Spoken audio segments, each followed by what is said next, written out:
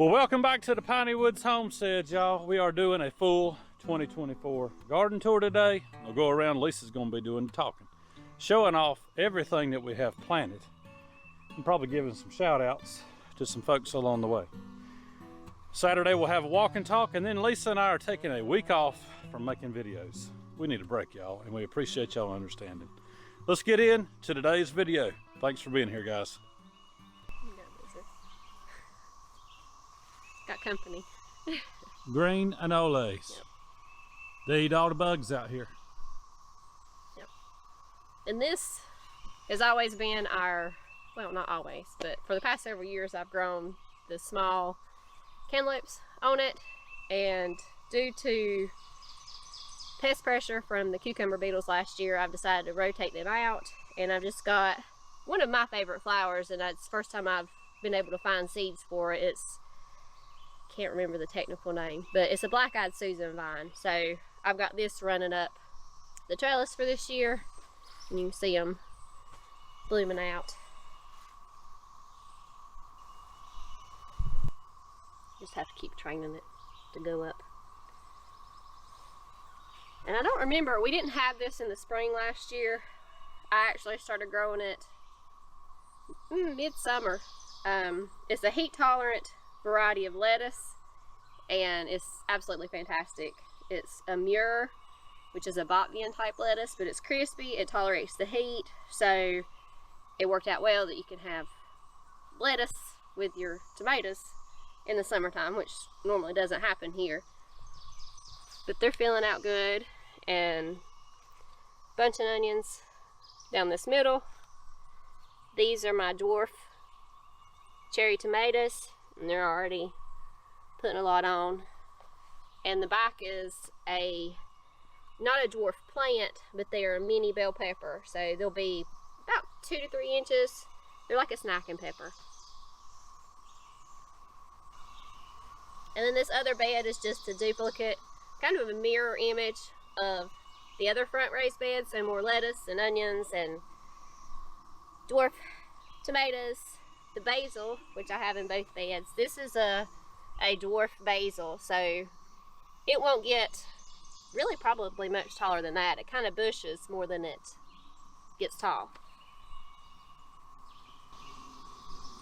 And this bed, which is getting lots of blooms on them now. You got fruit growing. Yep, I do. Right there. These are, oh, and there's some there. These are cue ball squash, so they're a round, regular summer squash, but they're round, and they'll get about that big, maybe. Size of a cue ball? Honey, yeah, I guess so. Yeah, I guess so. You got a lot of fruit growing. Yeah, but there's a lot growing.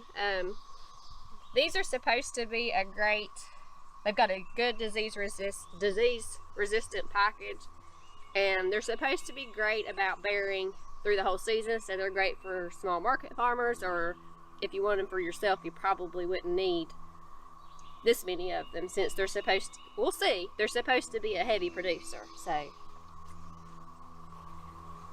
and then this bed and both of the back 2 beds, we have our bush beans. Normally we do Blue Lake, but this year I wanted to try Green Blaze, which we got from Hoss Tools.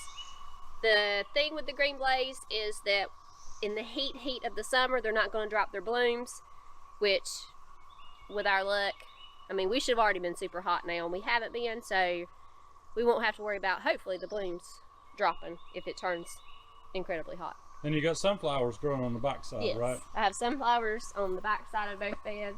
These were actually supposed to go in the in-ground garden, and we couldn't get in there to do it, so I've just done a row of each side. And the Tasty Bites, Matthew put me up another cattle panel on these, between these 2 beds, so that my Tasty Bite cantaloupes can go up this one and be away from that one. Right here is one of our resident baby king snakes. Good for keeping pests out of the garden.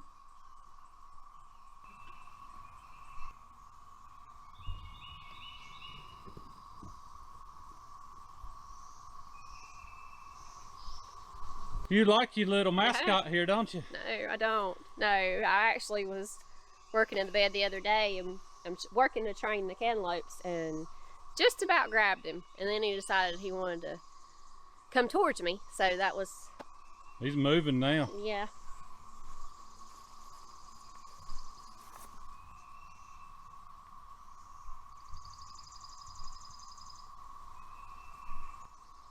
And I decided this year to do a bed with cucumbers. Normally they go in the in-ground garden, but this is, oh goodness, can't remember the exact origins of it, but they're called Mini-Me cucumbers, and they're the slick-skinned, kind of like the small skinny ones you see in the bags in the grocery stores, that type. And they're primarily very minimal seed as long as you keep them away from another variety. So that was another reason I wanted to put them up here. And then I just put between them just a handful of radish seeds. I'm not going to pull these for eating purposes. They're just to help with pests, because some of the pests that like the cucumbers will munch on the radishes instead. And then I've got more. It's that lettuce, isn't it? Yep, more of the Muir lettuce on each side. So it'll be a succession of this so far.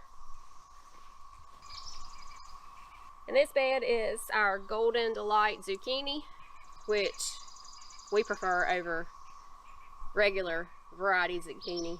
It's got a slightly, when you say like a nuttier flavor, sweet, kind of sweet nutty. It's better. It's better, and everybody last year really liked it at the farm store, so I've got it here, and I'll do a succession probably, I don't know, I may not do a succession because they usually yield pretty big. This was our 3rd year with them, so this may be all I need to plant.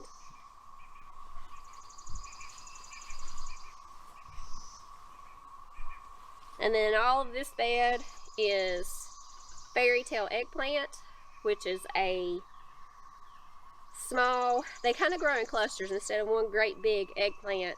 There'll be clusters of kind of long, narrow ones, and the seeds are very small, not pithy.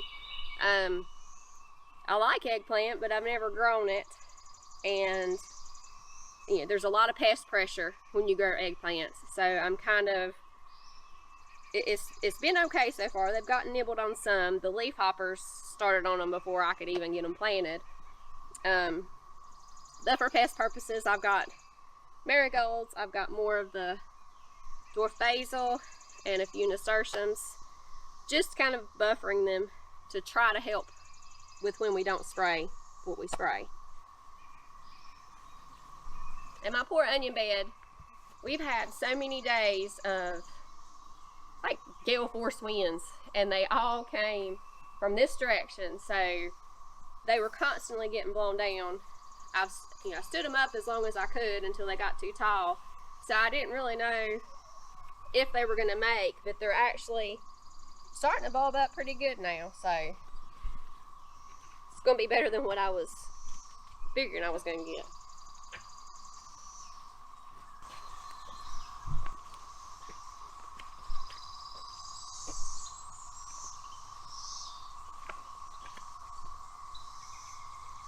It's actually muddier than I thought it would be. I think it was me that said you might want rubber boots. Yeah, and I said it'll be fine. That's alright, we ain't got to go all the way in. No, well, we'll go in. I need to come through here and thin all this. Matthew planted the okra. And I did an excellent job. And you 100% stand. It is. You got a little heavy-handed in a few spots, but that's okay. It did better planting them by hand than with our push planter, because it just doesn't do good with the okra. So 230-foot rows of Clemson spineless and red burgundy here. And then more okra. We'll show them that when we get up there. We wanted to get down here before it got the sun on us too hot. Yeah. All right, what you got? What you got going on here? First and foremost, tomatoes. And it's repaired. And it's repaired. My trellis is repaired. You've got tomatoes. Yeah, the ones that got just completely stripped, which I let be, and I think that's an early girl, so that's, yep. The early girls were, I think they're, maybe wrong, but I'm thinking 57 days to maturity, so that I wanted an early tomato. But you can see, like, this one was completely snapped in half, and it's actually healed itself back over. It healed itself bent, because it actually started healing before we could get in here and do anything. We weren't so fortunate with all of them, No, but... no, we were not. No, it would not look like this if not for two wonderful people.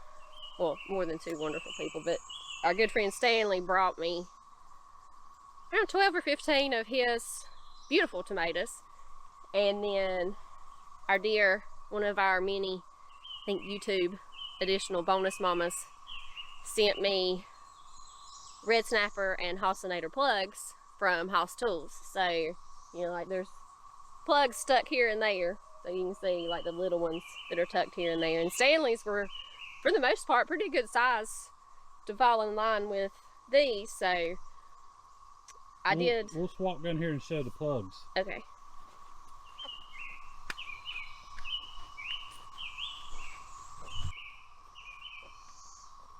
And Judy was just a huge, huge blessing with the plugs.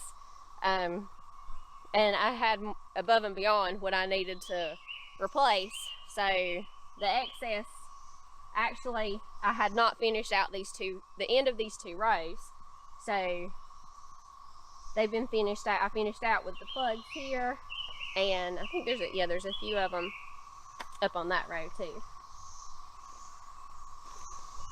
Just to show y'all what I did, if you remember, I had two beautiful trellises here, and one of them, I thought that the post had been pulled up out of the ground, the 4x4 post, but what happened when that big maple fell, it actually snapped one, because there were 3 feet in the ground. It just snapped it off, and so all I did was terminate it on up here at this next post. So there's no trellis on this row with plugs, but we'll do some of the old dreaded Florida weave, Tennessee tangle, so we'll do some of that there, but not a big deal, just a few more posts to drive into the ground. But we're just very happy that we have more tomatoes now than we did before the tree fell.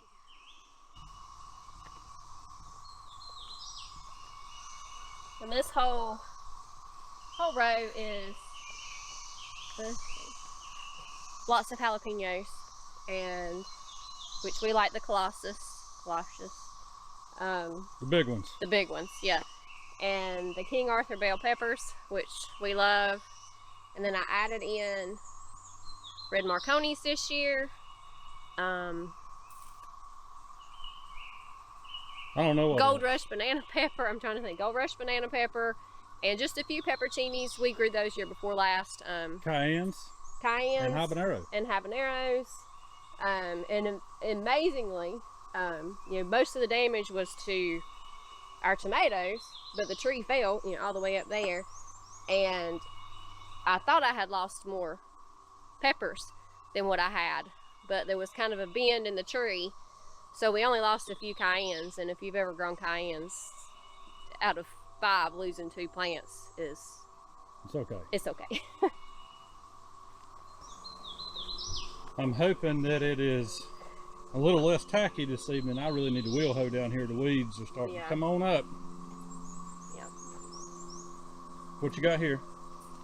These were 2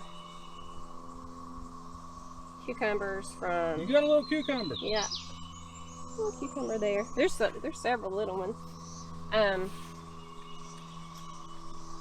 He said these were mini-me's as well, so I'm curious but he got his seeds from somewhere else, so I'm curious to see if they're gonna... Yeah. I'm curious to see if they're gonna look like the mini-me's that I got from House Tools. And I'm gonna do a succession of cucumbers through here. That's why there's a bare spot. And I had done just a few of the Max Pack cucumbers. Wasn't a huge fan of them last year, but some extra seeds. And then these are a Gershwin pickling cucumber or salad, multi-purpose, but it's supposed to do, these do not come from Halsey's, came from Johnny's. They're supposed to do well as high heat and humidity and a heavy bearing uniform fruit. So this will be probably all a plant of those, depending on how they do.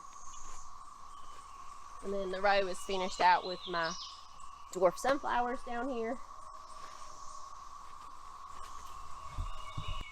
And then beans. Lots and lots of beans. We've got the double row of Blue Lake bush beans down here. And then the rest is October beans.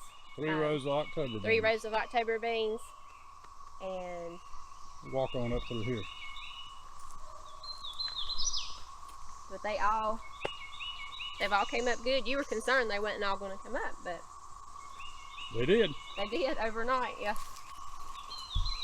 All right, up here at the top, 4 rows of ambrosia. We've also got the patch of ambrosia down here.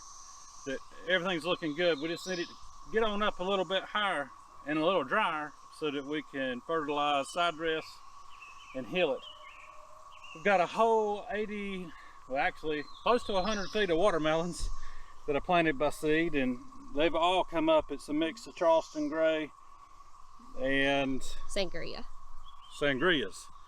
And they were pretty good last year. Charleston Gray is my favorite just because we had them growing up. Got a row of Star David okra. Everything's up there. I planted all these by hand, 1 seed at a time, so I'm glad that they're up. As well as, what do you call those? A jambalaya. Jambalaya okra, a row of that along with some spaghetti squash. And I actually planted a short hill of those mini me's. We actually had some, no, not mini me's. The Tasty Bite. Tasty Bites. Yeah. They actually produced some green melons last year. Just threw a genetic oops, I guess, and made some green melons that were like pure sugar. They were like cotton candy. Cotton candy, yeah. Cotton candy. And so we planted some of those seeds off of those, and hopefully they'll yield us some of those cotton candy melons, because those things, that's the best melon I have ever had in my life. And up here, these potatoes that I planted are all up. They need to be side dressed and healed, but it's just too wet, y'all, so they may just be getting left as is. This is that first patch of sweet corn ambrosia that I planted. It's up about close to a foot tall, most of it, but I really need it to get just a little bit taller and a little bit thicker in diameter, and then I can come in here and hill it, side dress it and hill it. But got some weeds taking over on the back side. I knew that was going to happen, but hadn't been able to get in here and wheel hoe. It's just wet, y'all. This clay, it holds water, so it's just... I believe I'll be able to do it though here in a few days. It looks wetter than it is. Be able to get in here and take care of those weeds with the sweeps on the disc killer and throw some dirt up around these things. But right now, if I threw dirt, it would throw dirt all the way up to here, and I don't want that. I want it to basically, I need the plant up to about right here. That way when I throw dirt, I'm not covering the plants up. So y'all, that's our 2024 garden tour, spring garden tour. Everything's up good enough for y'all to see it now. And we're just very thankful once again for all of y'all that chipped in some way to help us with the damage that we incurred from that tree coming down. And eventually I'll get all of this wood here moved up to the wood yard, bucked, and we'll get it split. Pieces that you left. Yeah, left a few pieces in there. We worked on it for several days to get it out. It was such nasty weather, y'all, that we'd come down here for maybe 30 minutes and work and then stop. So, but the sun's out today, not a cloud in the sky. We worked hard yesterday, so today may be kind of recovering from that. We'll get these logs unloaded at some point today. They got to get off of the trailer, wet or not. They got to get off. Guys, we hope that y'all have a good day, a great week. We will see you Saturday for a walk and talk. Well, they will see you Saturday. Well, you'll see me Saturday for a walk and talk, probably a sit and talk. But then we're going to take a week off, guys, and we appreciate y'all understanding a mental break for us. Yeah. These deadlines just keep on coming, don't they? They do. But y'all, we do appreciate you. Y'all have a good day, a great week, Lord willing, and the creek don't rise too high. We will see you on the next one.